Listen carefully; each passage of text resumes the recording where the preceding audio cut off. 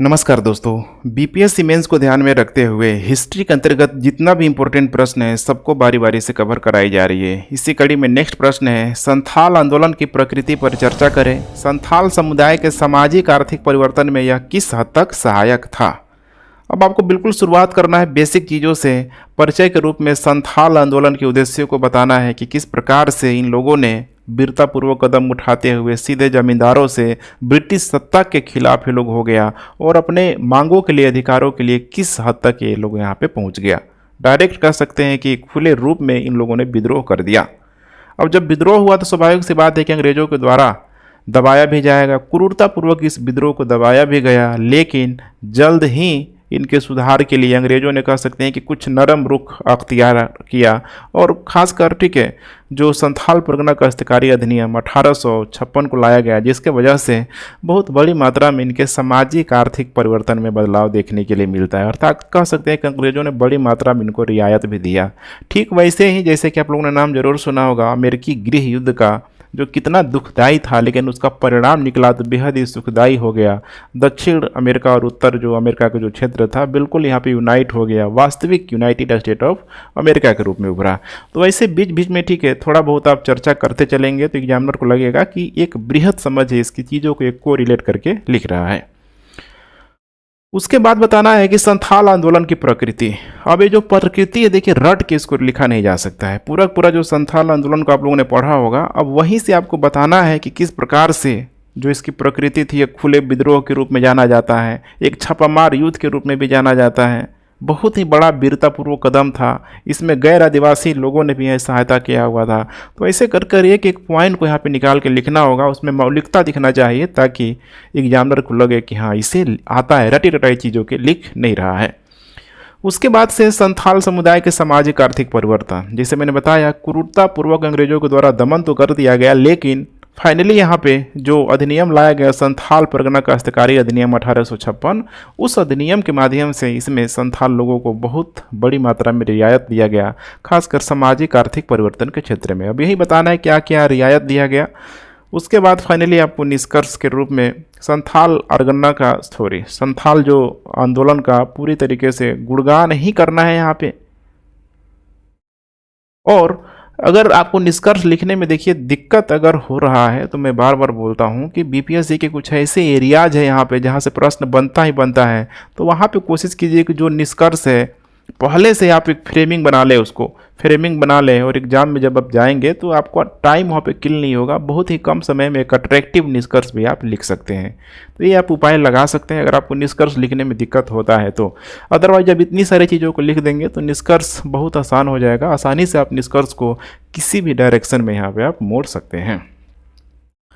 अब चलिए आप लोग शुरुआत करते हैं यहाँ पे परिचय के रूप में संथाल आंदोलन के बारे में। तो देखिए, संथाल आंदोलन को आदिवासियों का एक बहुत ही बड़ा आंदोलन के रूप में, एक सुसंगठित आंदोलन के रूप में भी इसे जाना जाता है। देखा जाए तो 1857 के बाद से जिस आंदोलन को जो सबसे अधिक तवज्जो दिया जाता है वो यहाँ पे संथाल आंदोलन ही है। इस चीज़ को आपको ध्यान में रख के चलना है। तो यहाँ पे बता सकते हैं कि यह जो आंदोलन था सर्वाधिक प्रभावी आंदोलन था। इसकी जो शुरुआत हुई थी वर्तमान में जो झारखंड का जो क्षेत्र है, संथाल परगना के आसपास का जो क्षेत्र है, 30 जून 1855 को इस आंदोलन की शुरुआत हुई थी। लेकिन इसका अंग्रेजों के द्वारा बहुत ही क्रूरतापूर्वक यहाँ पे दमन किया गया। बहुत सारे कह सकते हैं कि संथाल लोगों को इसमें मार दिया गया। तो ये चीज़ आपको बताने की यहाँ पे कोशिश ज़रूर करना है। लेकिन यही आपको बताने की कोशिश करना है कि यह आंदोलन जो असफल तो रहा ही रहा, लेकिन इसका परिणाम बहुत अच्छा निकला। हाँ, इसमें आपको नेतृत्वकर्ता के रूप में बताना है। नेतृत्वकर्ता के रूप में बता देना है कि जैसे सिद्धू, कानू, चांद, भैरव, ये सब यहाँ पे एक भाई थे, 4 भाई थे। और माना जाता है कि इनकी 2 बहनों ने 2 बहनों ने, फूलों और झानों ने भी इस आंदोलन में बड़े मात्रा में यहाँ पे साथ दिया ही दिया। और आगे चल के इस आंदोलन का बहुत ही लंबा परिणाम देखने के लिए मिलता है कि भारत के दीर्घकालीन स्वतंत्रता संग्राम में यह एक बहुत ही वीरतापूर्ण प्रसंग इसको माना जाता है, जो कि मुट्ठी भर कह सकते हैं कि लोगों ने बहुत ही बड़ा यहाँ पे चैलेंज दिया, खासकर अंग्रेजों के संदर्भ में समझने की ज़रूरत है। तो इतना बातों को यहाँ पे पूरा यहाँ पे लिखने की कोशिश करना है। उसके बाद से हम लोग बात करते हैं संथाल आंदोलन की प्रकृति।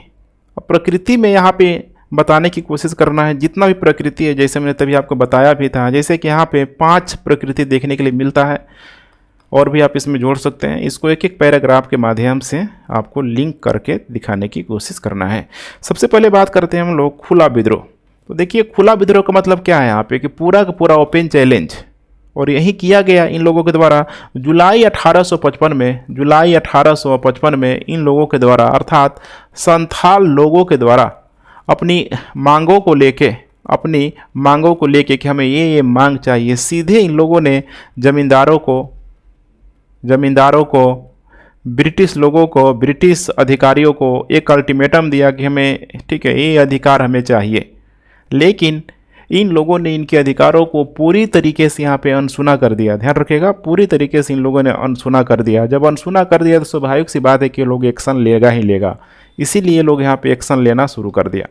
एक्शन लेना शुरू किया कि जो भी इनके खिलाफ थे या फिर इनके वजह से इनको समस्या होता था, जैसे कि यहाँ पे साहूकार लोग मौजूद था, साहूकार के साथ साथ जमींदार, गोरे बगान मालिक भी थपसा, गोरे बगान मालिक।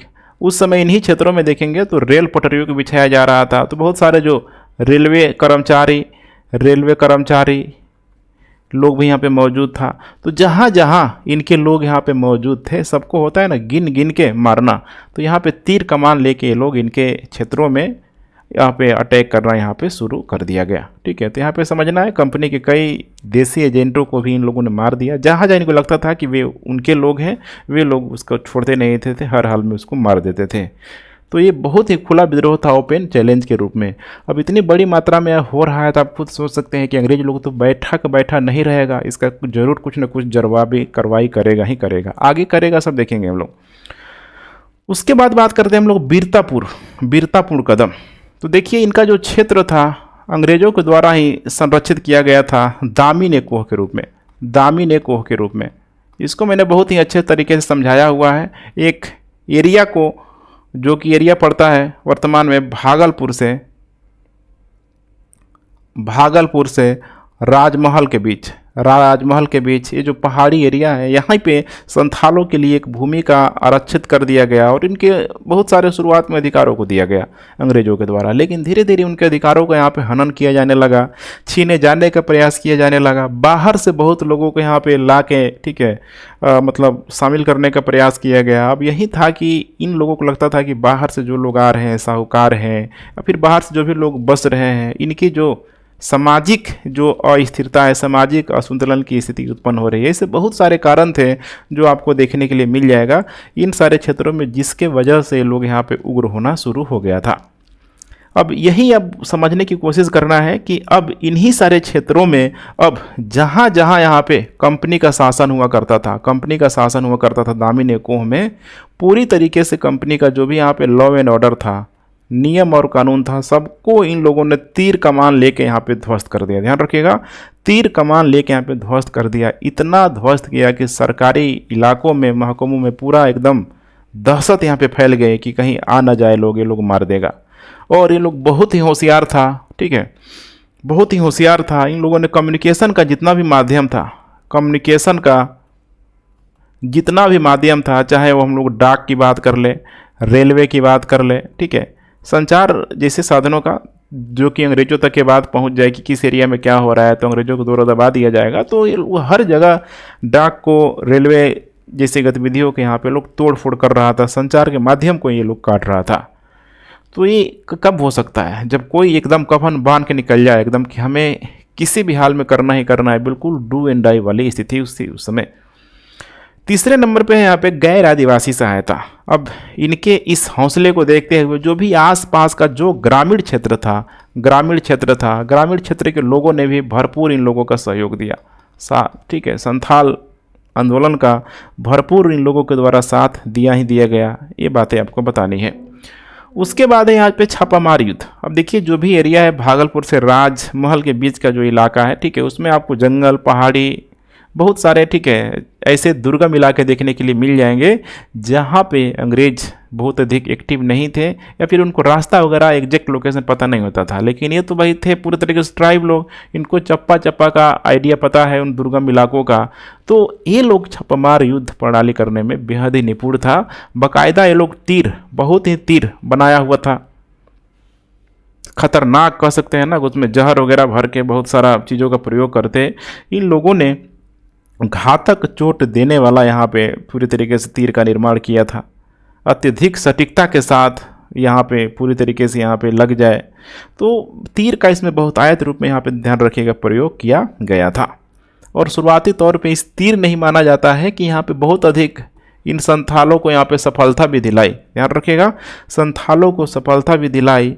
लेकिन जल्द ही अंग्रेज़ों ने विद्रोहियों से निपटने का कुछ नया तरीका ये लोग निकालने लगा, उनके घरों को जाके जला देना, ठीक है, ये सब यहाँ पे अंग्रेज़ों का आम बात था। तो यहाँ पे आपको बताने की कोशिश करना है कि छापामार युद्ध में तीर ने बहुत बड़ी भूमिका निभाई। सही से सटीकता से ये लोग निशाना लगा के अपने विद्रोहियों को पूरी तरीके से ढेर कर देता था। उग्रवाद विरोधी क्रूर उपाय, जैसा मैंने अभी बताया कि अंग्रेज़ों ने कुछ न कुछ तरीका निकाल ही लिया था। अंग्रेज़ों ने यहाँ पे बड़ी मात्रा में सेना जुटाई। अब समझ रहे हैं ना कि लोकल लेवल पे देखिए लॉ एंड ऑर्डर को मेंटेन करने के लिए पुलिस होती है, लेकिन जब मामला हाथ से निकल जाता है तो सेना को बुलाया जाता है, बड़ी संख्या में सेना को बुलाया जाता है। और सेना फिर जब आ जाएगी तो फिर वहाँ पे बड़ी मात्रा में हिंसक गतिविधियाँ होना ही होना है। माना जाता है कि इन सेना के द्वारा, इस ब्रिटिश सेना के द्वारा बहुत सारे संथाल गाँव को यहाँ पर जला दिया गया, संथाल गांव को जला दिया गया। अब छापामार युद्ध कर रहे थे, जंगलों में जाके घुस रहे थे, लेकिन अपनी आवश्यकता तो कहीं न कहीं गांव से पूरा कर रहे थे। उनके जो भी फैमिली मेंबर है वो तो गांव में ही मौजूद है, तो गांवों को यहाँ पे जला दिया जाएगा तो फिर क्या हो जाएगा, न रहेगी बाँस न बजेगी बाँसुरी। ठीक वही चीज़ यहाँ पे इन अंग्रेज़ों के द्वारा ही यहाँ पे किया गया। और माना गया कि संथाल गाँव को जलाने से बहुत सारे लोग, लगभग 15 से 20 हज़ार लोग, एनसीईआरटी में बहुत अच्छे तरीके से इसको बताया गया, 15 से 20 हज़ार लोग यहाँ पे मारे गए और इस विद्रोह को क्रूरतापूर्वक कुचल दिया गया। और जो भी इनके दोनों नेता थे, सिद्धू कानू, ठीक है, सब इसमें मारे गए। आगे चल के चांद और भैरव को भी जेल में डाल दिया गया। तो ये सारी बातें आपको बताने की कोशिश करना है। अब यहाँ पे नेक्स्ट बात करते हैं कि संथाल समुदाय के सामाजिक आर्थिक परिवर्तन। अब यही से आपको लिंक करना है कि देखिए तो साफ साफ दिख रहा है कि संथाल लोगों को पूरी तरीके से अंग्रेज़ों ने क्रूरतापूर्वक दमन के माध्यम से यहाँ पे क्या कर दिया, पराजित कर दिया, हरा दिया। लेकिन उसके बाद से उन लोगों ने थोड़ा बहुत जो इंसानियत के नाते इनका उद्धार करने का प्रयास किया गया, ठीक है, खासकर सामाजिक आर्थिक परिवर्तन में बहुत हद तक रियायत दिया गया। अब वही यहाँ पे बताना है। तो नंबर 1 बात करते हैं हम लोग यहाँ पे सामाजिक परिवर्तन को लेके। सामाजिक परिवर्तन में नंबर 1 है, यहाँ पे ध्यान रखिएगा, संथाल परगना बनाया गया इनके लिए। संथाल परगना बनाया गया और इनकी संस्कृति को लेके, इनकी पहचान को लेके एकदम मान्यता दिया गया और बाहरी लोगों को बहुत हद तक यहाँ पे जाने से रोका गया। हालांकि जो लोग चल गए थे उनको भगाना देखिए आसान नहीं होता है, तो लोग तो पहले से सेट थे, हाँ, लेकिन बाहरी लोगों की एक्टिविटी को बहुत हद तक रोकने का प्रयास किया गया। 1856 में ये वही है संथाल परगना काश्तकारी अधिनियम। 1856 में इसमें पुलिस नियम पारित किया गया जिसके द्वारा बताया गया कि गांव में मुखिया प्रणाली को मान्यता दी गई। गांव में, ध्यान से सुनिए, गांव में मुखिया प्रणाली को मान्यता दी गई और गांव के अधिकारियों को यहाँ पे पुलिस नियुक्त किया गया। अर्थात बाहर के लोग नहीं रहेंगे, यही गांव के अधिकारी लोग यहाँ पे क्या रहेंगे, पुलिस रहेंगे। तो गांव के लोगों को पुलिस नियुक्त किया गया। इसके अलावा यहाँ पे माझी व्यवस्था लाया गया। माझी व्यवस्था, ठीक है, इसको बोला जाता है संथाल गांव के मुखिया, अर्थात मुखियाई सिस्टम जो देख रहे हैं यहाँ पे, ये चीज़ यहाँ पे लाया गया। और क्यों लाया गया, तो यहाँ पे गांव का मान लीजिए अगर, ठीक है, कोई मुखिया है, माझी उसको बोला जाता था, और यहाँ पे पुलिस है, पुलिस के, तो दोनों के बीच एक कम्युनिकेशन यहाँ पे बना रहे, मुखिया और पुलिस के बीच एक कम्युनिकेशन यहाँ पे बना रहे, इसीलिए इस चीज़ को यहाँ पे लाया गया। कोई भी सपोज करिए कि कोई एक्टिविटी हो रही है, कोई घटना हो रही है, तो आसानी से पुलिस लोग यहाँ पे मुखिया से कम्युनिकेट करेगा, सारी बातों को बताएगा यहाँ पे, ठीक है। तो यहाँ पे बताने की कोशिश की जा रही है कि माझी में पुलिस और स्थानीय प्रशासन की शक्ति यहाँ पे क्या हो गई, निहित हो गई। तो थोड़ा बहुत इसको पावरफुल यहाँ पे बना दिया गया। उसके बाद संथाल और सहायक आयुक्तों के बीच सीधा संचार स्थापित किया गया। संचार की कोई भी समस्या हो तो आसानी से हम लोग कोऑर्डिनेट करेंगे, कम्युनिकेट करेंगे। उसके बाद विद्रोह के बाद संथाल पहचान को अंग्रेजों द्वारा यहाँ पे मान्यता दी गई। संथाल पहचान को अंग्रेजों के द्वारा मान्यता दी गई और उन तक सुधार पूरी तरीके से हो पाए, उन तक पुलिस पहुंच पाए ज़रूरत के समय। ये सब यहाँ पे बातें बताई जा रही है इसमें, ठीक है। तो सामाजिक परिवर्तन में बस ये सारी बातें पर्याप्त है। उसके बाद यहाँ पे नेक्स्ट है आर्थिक परिवर्तन। आर्थिक परिवर्तन, तो ध्यान रखिएगा यह विद्रोह संथालों के लिए गंभीर आर्थिक कठिनाई लेकर भी आया। नेक्स्ट है संथालों के लिए गंभीर आर्थिक कठिनाई भी लेकर आया। आर्थिक कठिनाई लेके आया। अब आपको समझना है ना, कितने बड़ी मात्रा में युद्ध हुआ, उनके घरों को जला दिया गया, तो समस्या होगा कि नहीं होगा। युद्ध के बाद से अचानक से सब चीज़ यहाँ पे ठीक नहीं होता है। प्रथम विश्व युद्ध हुआ, द्वितीय विश्व युद्ध हुआ, युद्ध होते क्या ठीक हो गया, समय लगता है उसका बेहतर रिजल्ट आने में। तो इसीलिए बताने की कोशिश करना है कि आर्थिक परिवर्तन में ठीक है गंभीर आर्थिक कठिनाइयों का संथालों को सामना करना पड़ा और इससे उबरने में बड़े मात्रा में समय उनको लगा ही लाया, ठीक है। संथालों में ध्यान रखिएगा कृषक असंतोष था। जो भी लोग कृषि यहाँ पे कर रहे थे, संथाल लोगों को बसाया ही इसीलिए गया था कि उन पहाड़ी क्षेत्रों में, खासकर पहाड़ी का जो निचला जो इलाका है, मैदानी इलाका है, उन मैदानी इलाकों में लोग कृषि करें बेहतरीन मात्रा में, ठीक है, उत्पादन को बढ़ावा दें। तो कृषक असंतोष यहाँ पे था ही था और इसी कृषक असंतोष को यहाँ पे शांत करने के लिए यहाँ पे संथाल परगना काश्तकारी अधिनियम 1856 लाया गया। संथाल परगना काश्तकारी अधिनियम 1856 इसमें यहाँ पे पारित किया गया। इस अधिनियम के तहत विद्रोह के बाद प्रशासन की अधिक कुशल प्रणाली प्रचलित यहाँ पे की गई। और प्रशासन की कुशल प्रणाली प्रचलित क्या गई, किसानों के लिए देखिए समस्या क्या होती है, मेन तो होता है यहाँ पे, ठीक है, इनका जो कह सकते हैं कि पैसा, मुद्रा, धन, और इस चीज़ को लेके किसानों को लेके हमेशा ही देखिए एक ब्याज की जो स्थिति बनी रहती है अपनी ज़रूरतों को पूरा करने के लिए। तो ब्याज दर की इसमें बाकायदा जांच किया गया और इसको सीमित कर दिया गया 25% तक। 25% तक सीमित कर दिया गया कि मनमानी कोई ब्याज यहाँ पे नहीं वसूलेगा। इसके अलावा माप का सख्ती से यहाँ पे पालन किया गया। माप का सख्ती से पालन किया गया, गलत तरीके से यहाँ पे, ठीक है, मापा नहीं दिया जाए। जैसे कि अलाउद्दीन खिलजी का जो बाजार नियंत्रण वगैरह आप लोगों ने जरूर सुना होगा कि जो व्यक्ति जितना कम वस्तुओं को अगर देता है तो उसके बदले उसके शरीर से एक हिस्से का, ठीक है, मांस निकाल लिया जाएगा। तो अपने आप में देखिए कितना बड़ा वो कड़ा नियम था। ठीक उसी तरीके से यहाँ पे भी माप का सख्ती से पालन यहाँ पे किया गया। इसके अलावा संथालों को साहूकार और जमींदारों के चंगुल से बचाने के लिए भी कई कदम उठाए गए। गुलामी पर यहाँ पे रोक लगा दी गई। गुलामी पर रोक लगा दी गई, खासकर बंधुआ मजदूर वगैरह का, जो कि संथाल थे, कृषि ऋण जाल में फंस जाते थे, फिर वो शुरू हो जाता था मजदूरी करना, बंधुआ मजदूरी प्रणाली टाइप का, ठीक है।